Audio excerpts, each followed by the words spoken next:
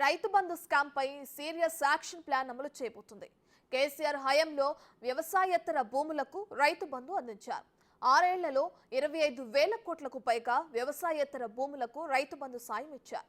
అనర్హులకు ఇచ్చిన రైతు బంధు సొమ్మును సర్కారు వెనక్కి తీసుకునే యోచనలో ఉంది. రెవెన్యూ రికవరీ యాక్ట్ ప్రయోగించనుంది. ఇప్పటికే జిల్లాల వారీగా సమీక్షలు చేస్తున్న కలెక్టర్లు ఎక్కడెక్కడ ఎంతమంది అనర్హులకు అందిందన్న వివరాలు సేకరిస్తున్నారు.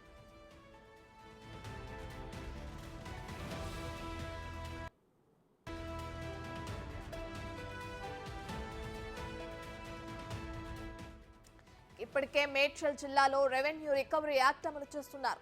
ఫ్లాట్లుగా మార్చిన భూమికి తీసుకున్న 16 లక్షల రూపాయల సాయాన్ని రికవరీ చేయాలని ఆదేశించారు.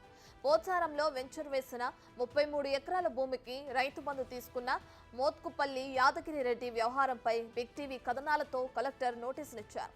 త్వరలోనే అన్ని జిల్లాల్లోనూ ఇదే తరహాలో రికవరీ అమలు చేసే ఛాన్స్ ఉంది.